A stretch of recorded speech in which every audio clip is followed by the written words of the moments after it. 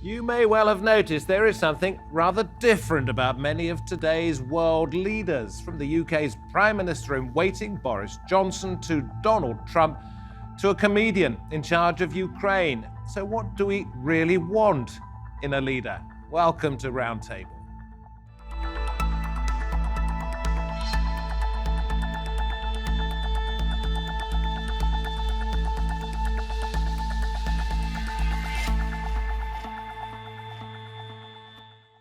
Welcome to the programme from me, David Foster. The UK is about to get a new Prime Minister, most likely a man with a record of stunts, half-truths, and who was sacked from an old job for lying. The US President seems to revel in controversy, and in Ukraine, a comedian with no political experience was voted into office. None of this is a joke. But what does it say about how we choose our leaders?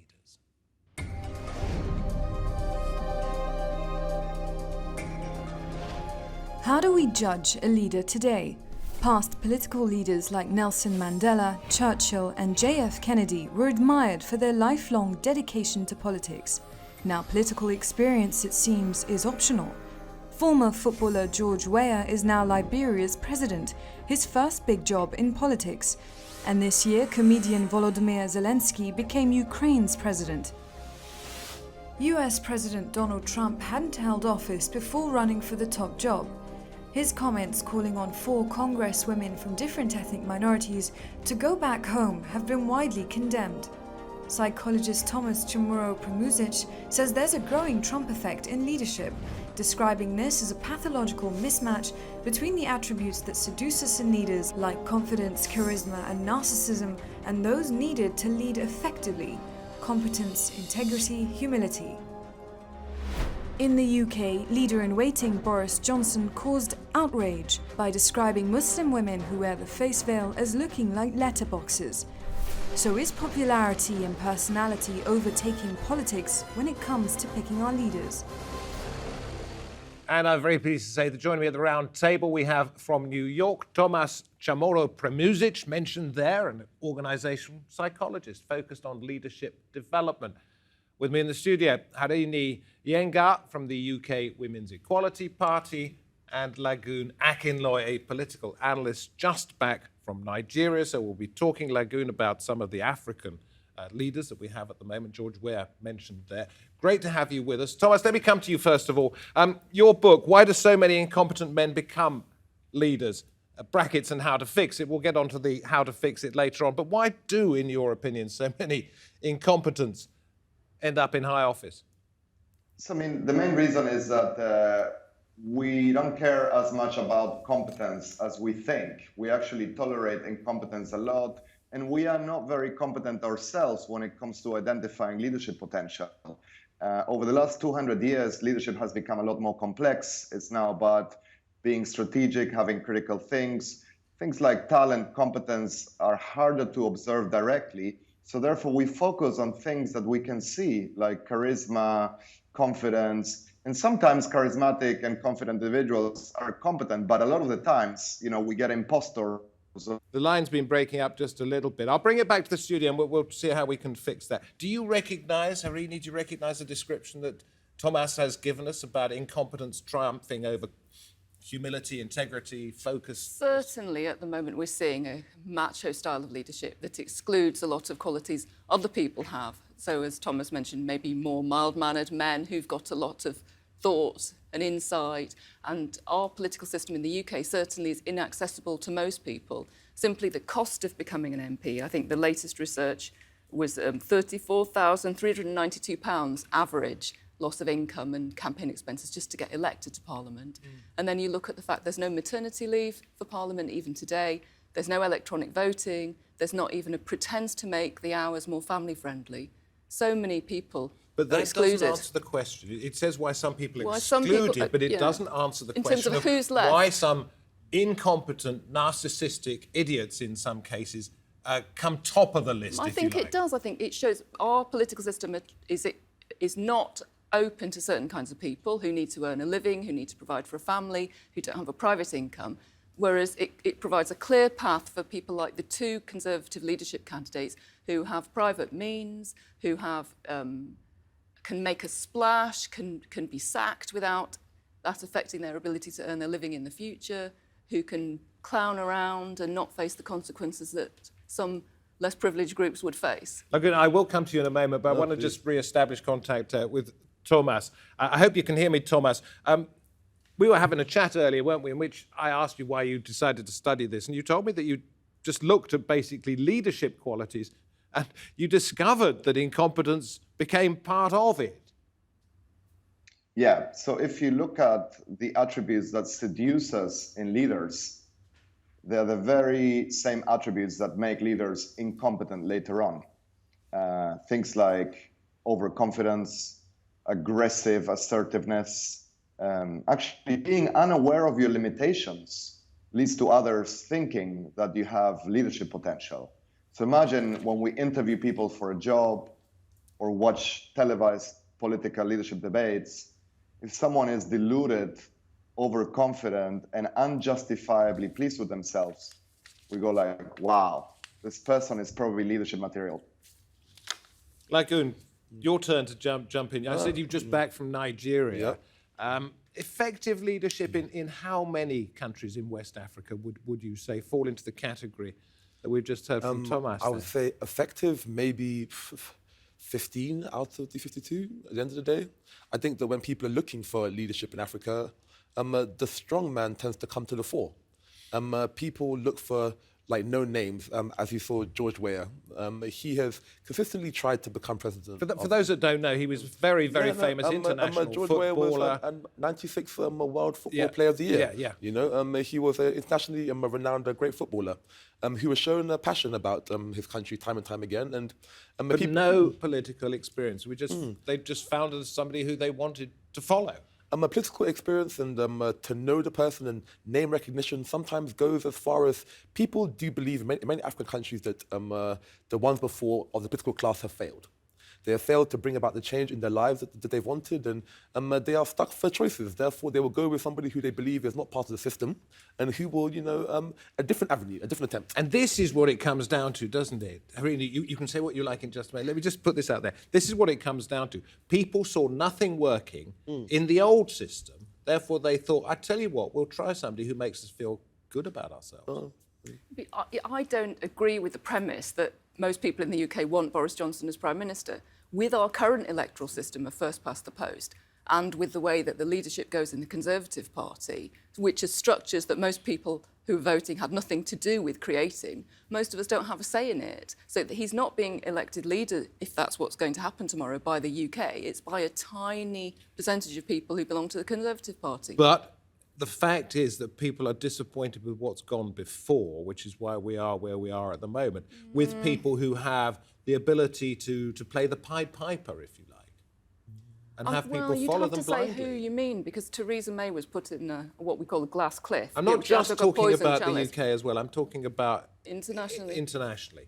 George Weah, Imran Khan in Pakistan, Donald Trump. And then we look at Angela Merkel, who can't be accused of having great charisma. Well, that's why she's in the board behind us, not because she fits into the category we've been talking about, but because perhaps that is what is needed. A very different electoral system in general. There has been a change in, I think, people's ideals and the requirements for leadership. And as discussed before, humility obviously is quite a big trait that leaders should have. We are seeing the rise in right-wing populism and the showman, which doesn't necessarily have to be a part of politics. But people's interests are being piqued by individuals who do have such negative traits, as discussed before. Question is why we are in a different time in global politics. So do you have to have charisma these days, do you think? I think in the day of the 24-hour news cycle and the social media, you must capture the interest of individuals. And by doing that, you do have to be somewhat grandiose, somewhat camera-friendly, somewhat able to gauge the interest of people, Tomas, I'll come to you in a moment, Harini, if I may. Tomas, one of the things that was written about your book is that it says we need to weed out the narcissists and megalomaniacs before they become leaders. How on earth is that possible? Because they're the ones shouting the loudest. Yeah, I mean, the trouble is these traits are hard to spot or weed out intuitively just by looking at somebody and, for example, determine whether they are a benevolent, charismatic leader or somebody who is malevolent narcissism. But I would argue that you could use science-based assessments, psychological assessments to pre-vet candidates. And once they pass a certain level, say that they're clinically legit and not a hazard for society, then let people vote for them. Harini, Women's Equality Party.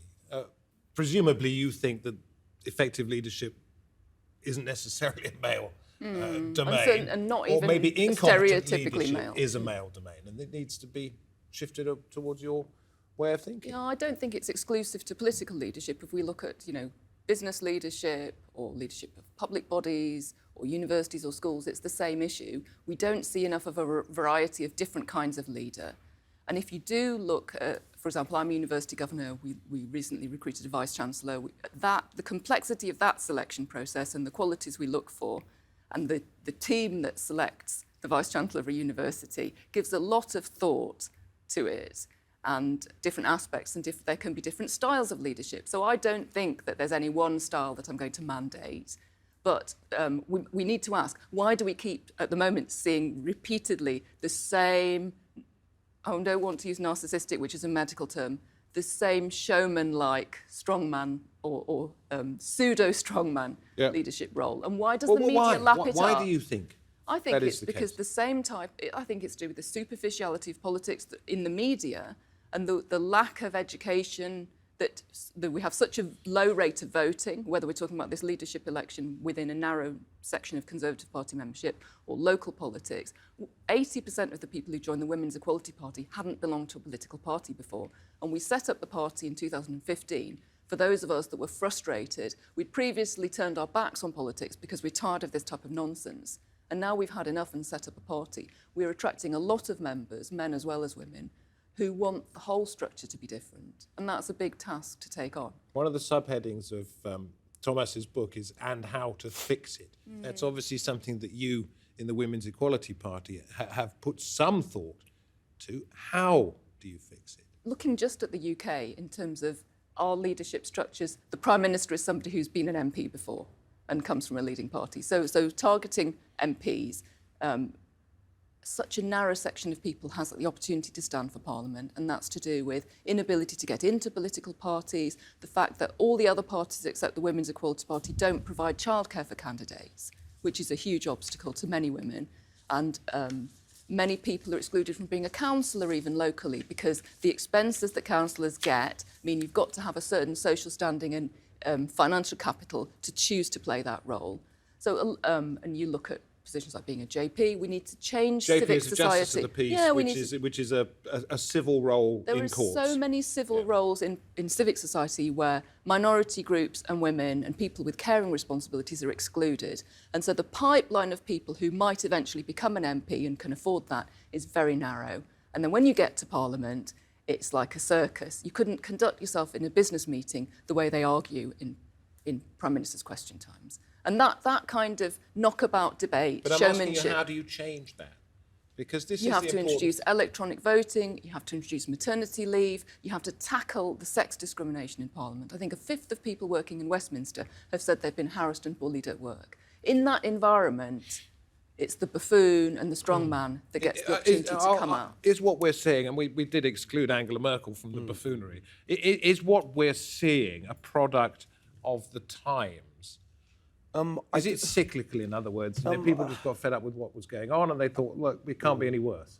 I think I stated before that we are in a different period of time in terms of politics.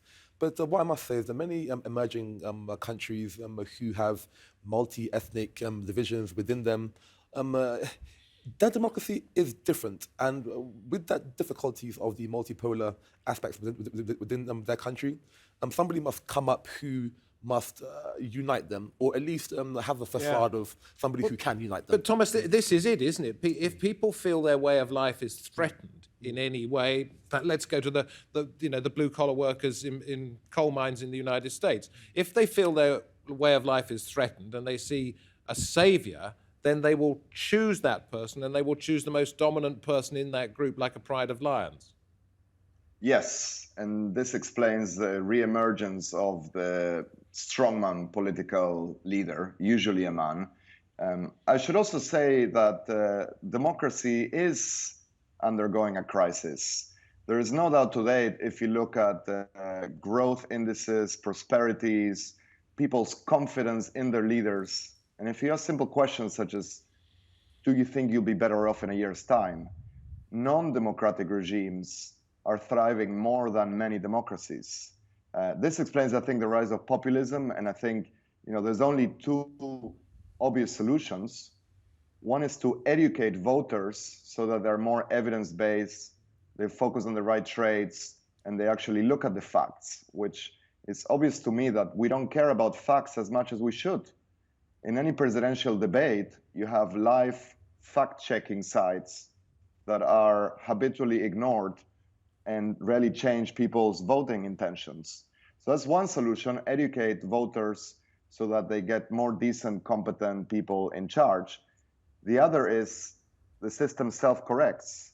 The more incompetent leaders a country or nation elects, the more it goes down until it's overtaken by rival countries. And at some point, this does become somewhat cyclical, and you go from periods of deterioration to periods of improvement. So maybe things need to get a lot worse before they can get better. So one generation elects a boring leader because that's the way it happens to be, but that boring leader is competent but doesn't attract the votes, therefore politics becomes boring and excludes a lot of people. So then it changes and it's just going to keep going round and round and round. The system, in general, if you look at, for example, Nigeria, the largest democracy in Africa, right? When it comes to election time, education, as my colleague stated, is actually a huge thing.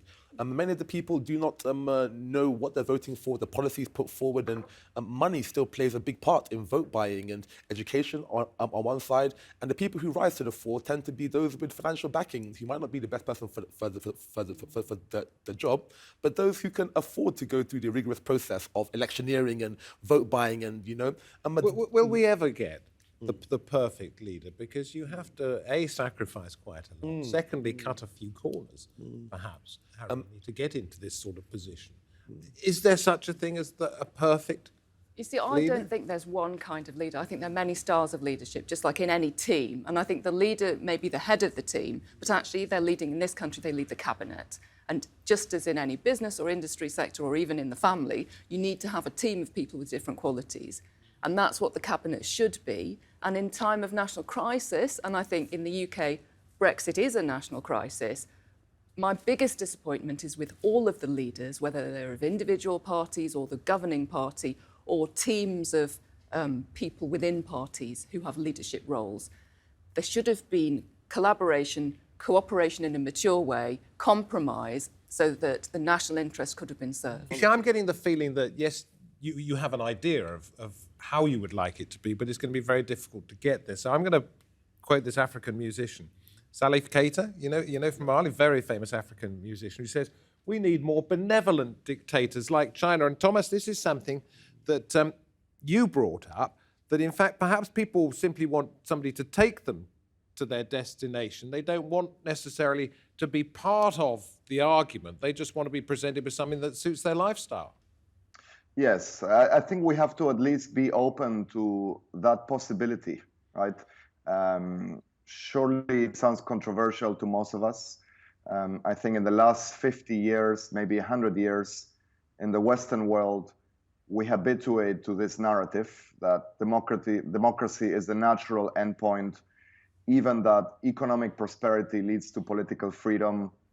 But throughout, if you take a long-term perspective of history, democracy has been the exception, not the norm. And there have been many instances in time where people have lived prosperous lives run by monarchies or non-democratic regimes. And I think the truth is today, if you ask the average person in the world what they care more about, being educated, rich, healthy, and not being able to vote, or being able to vote but getting incompetent crooks or inefficient leaders who are not even honest, I'm not sure the answer is what we would have expected it to be, at least, in the last 5 decades. So perhaps, Harini, we're never going to get to this nirvana of the perfect leader unless we sacrifice some democratic No, principles. so I don't agree with that. But there are many forms of democracy. So the kind of first past the post democracy we have in the UK excludes women and minorities, and it's been shown that when you introduce proportional representation, it follows naturally that different kinds of leaders will come to the fore. You also have to bear in mind that we in the UK have representative democracy. There are other countries, for example, Switzerland, where there are many more referenda. And I think in the UK, most of us have had enough of that. We wouldn't want such an immediate democracy on so many issues. So I don't have any problem with a representative democracy where certain leaders make the day-to-day decisions. And indeed, in a company, most people, even shareholders, don't want to be involved in the minutiae of what the board is discussing. But there needs to be an ethical framework. Those who are in charge have got to represent ethically the voters and put the voters' best interests above their own interests. So I don't So think they have that to would be happen. the perfect human being. I don't think that happens in a divine monarchy, and I don't think it's happening in the current system. And I'd say just to jump in, I agree with that. And I think maybe the issue is that things can be called a democracy, but in some ways, democracies are becoming less democratic through some of the processes and principles that you mentioned before, right? Inaccessibility, the requirement to either have a lot of money to enter politics or be in bed with certain interests. And so if democracy is more of a facade than an actual substantive concept, then let's not kid ourselves, right? And let's try to restore the good version of it so that at least we can say, well, people are in a good place to choose. What I'm wondering, and we are coming towards the end of this, is do we go for charisma or do we go for competence? And one way of perhaps addressing that, Tomas, you briefly, can you think of a successful, and of course that's an entirely subjective word, a successful charismatic leader that we've seen in the last 100 years? Yeah, I mean, of course, I would put Nelson Mandela, as the first person who comes to mind, and not just successful, I think effective. I mean, to be sure, no one is perfect and everybody has critics. But just to finish on this idea, I think charisma is merely an amplifier. If a good leader has it, it will make him or her even more effective, and it will be a really valuable tool. But if a bad leader or a bad person has it, they'll be a lot more damaging. Hitler, Stalin, and Mao would have been a lot less destructive had they not been charismatic. Take a look behind me from the studio point of view. Thomas, we may have time to come back to you. And take the two men there. Leave Angela Merkel out of this. I still don't understand why we are happy to embrace liars and adulterers and incompetence. I don't get it. Do you get it? I think in a multi-party democracy that the one who comes to the fore is chosen amongst his peers and then given to us as a choice. Therefore, in the group of men in politics, it seems that those are the ones who are able to fight their way to the top of the barrel. And you have to be a bit of a... Yeah, you have to imbibe the spirit of modern politics, which sadly at this current time is a bit snaky, a bit devious, a bit uncouth, and and it takes a certain kind of person, a la Trump and Johnson, to swim in such turbulent waters. Yeah, it sounds like you've got a fight on your hand, Harini, if that's what's needed to be successful. Fight. It We shouldn't be fight that way. elections. Yeah. We fight to change. We fight to influence other people's policies, and we will prevail. Tomas, very quickly, if you would, I mean, we just have to sort of suck it up and just put up with it, really, don't we?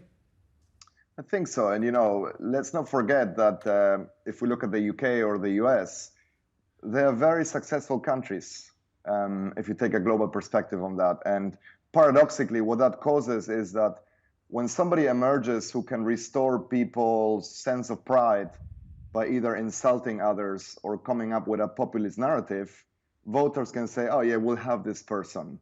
It's almost like, let's have a laugh and stick it to them or show them that we're tired of the establishment, etc.